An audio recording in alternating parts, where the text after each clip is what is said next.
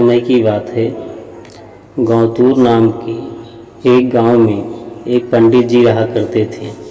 उन्होंने एक साहूकार के पास 500 रुपये यह सोचकर जमा करा दिए कि जब उनकी बेटी की शादी होगी तो ये पैसे उनके काम आएंगे।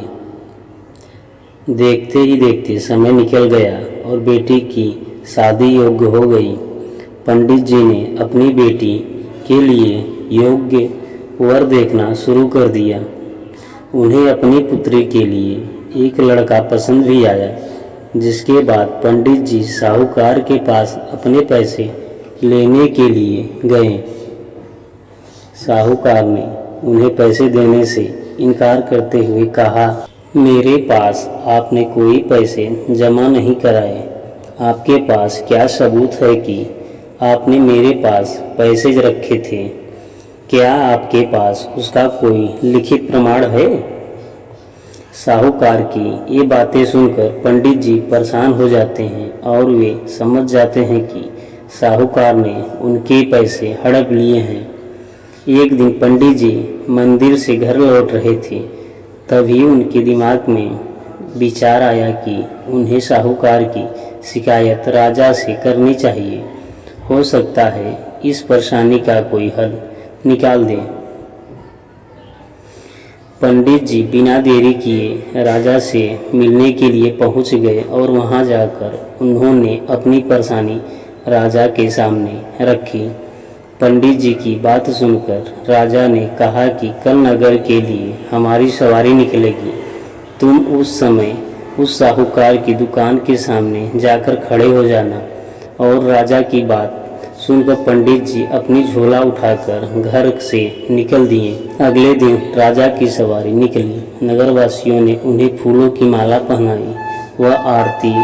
पंडित जी राजा के कहे अनुसार उस दुकान के सामने खड़े हो गए। राजा की सवारी साहूकार की दुकान के सामने आई तो राजा ने पंडित जी को देखकर प्रणाम किया और उनसे कहा कि आप यहाँ क्या कर रहे हैं? आप हमारे गुरु हैं। आप हमारे साथ बग्घी में चलिए। पंडित जी के बग्घी में बैठने के बाद साहूकार ने राजा की पूजा की और उन्हें फूलों की माला पहनाई। उसके बाद राजा की बग्घी आगे बढ़ गई। पंडित जी को कुछ दूर जाने के बाद राजा ने बग्घी से उतार दिया और बोला कि मैंने अपना काम कर दिया, अब आगे देखो क्या होता है। पंडित और राजा के संबंध को देखकर साहूकार सोच में पड़ गया और उसे घबराहट होने लगी कि कहीं पंडित उसकी शिकायत राजा से न कर दे। वह घर जाकर रात भर सो नहीं पाया।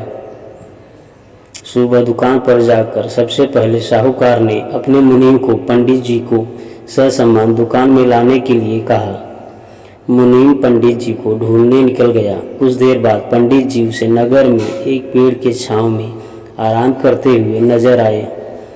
मुनीम ने पंडित जी को कहा कि साहूकार ने उनको दुकान में लेकर आने के लिए भेजा है।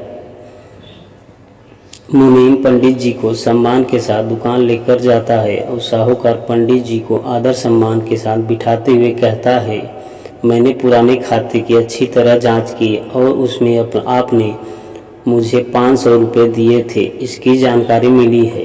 यह पैसा पीछे 10 सालों से मेरे पास जमा है, जिस वजह से इसका ब्याज मिलाकर यह 12,500 रुपये हो गए हैं। फिर साहूकार ने उन्हें 13,500 रुपये देते हुए कहा कि आपकी बेटी मेरी ही बेटी की तरह है, तो ये 1,000 मेरी तरफ से उसकी शादी के लिए है।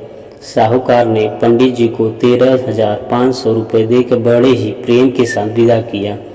इस तरह पंडित जी को उनके अपने पैसे के साथ ही उसका ब्याज और शादी के लिए साहूकार की तरफ से 1,000 रुपये अतिरिक्त मिल गए। अगर कोई किसी को परेशान कर रहा है तो उसके सामने गिड़गिड़ाने की बजाय ऐसे व्यक्ति से मदद मांगे जो इस समस्या से उसे निकाल सकता है। यह हमारी कहानी का सीख है।